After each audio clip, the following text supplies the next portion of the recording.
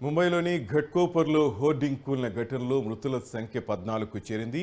దీంతో add ఏజెన్సీపై case నమోదు చేశారు పోలీసులు. 74 మందికి తీవ్ర గాయాలు కాగా ఆసుపత్రిలో చికిత్స పొందుతున్నారు.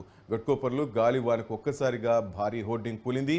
దీంతో నుజ్జునుజ్జైన కారులో మరికొంతమంది చిక్కున్నట్లు అంచనా వేస్తున్నారు. ఘటనా స్థలాన్ని సీఎం ఏక్నాథ్ షిండే పరిశీలించారు. నగరంలోని అన్ని హోర్డింగ్లను తనిఖీ చేయాలని ఆదేశించారు.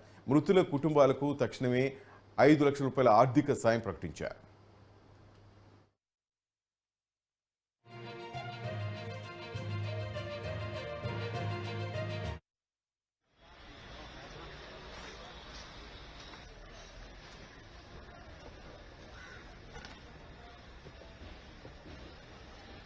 कल शाम से रेस्क्यू ऑपरेशन चल रहा है। उसमें से हम लोगों ने टोटल 88 लोगों को यहाँ से निकाला है।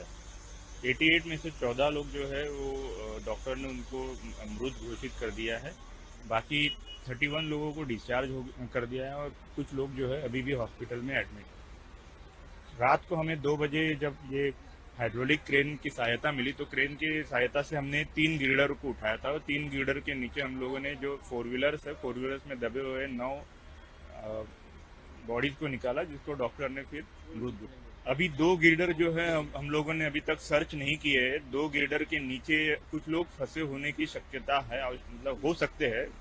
तो वो 2 गिल्डर हम लोग हाइड्रोलिक क्रेन के सहायता से उठा रहे हैं और जो क्रेन से सहायता से उठ जाएगा उसके बाद हमारा सर्चिंग ऑपरेशन शुरू होगा। फिर सर्च के बाद पता चलेगा कितने लोग वहाँ पे और फंसे। एक्चुअली ये मेटल है, मेटल को कट करने के लिए हमारे पास गैसोलीन कटर है और ऑक्सीफ्यूल कटर्स है, लेकिन हम लोग उसको यूज यहाँ नहीं कर सकते क्योंकि यहाँ पूरा पेट्रोल और डीजल है। अगर हम उसको यूज करेंगे तो फायर का भी चांसेस, एक्सप्लोजन का भी चांसेस है, इसलिए हम लोग जो है मैन्युअली सब काम कर रहे हैं और हायड्रोलिक मशीन्स का यूज कर रहे हैं।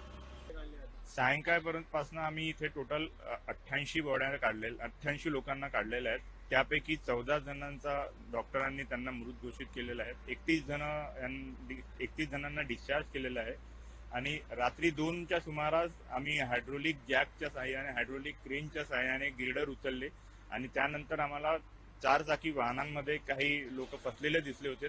त्यांना आम्ही 9 लोकांना काढलं। त्या 9 लोकांना मग डॉक्टरांनी मृत घोषित केलं आणि आता आमचे 2 गिल्डर जे आहेत ते सर्च करायचे राहिलेले आहेत। त्याच्या खाली पण काही फसून असल्याची शक्यता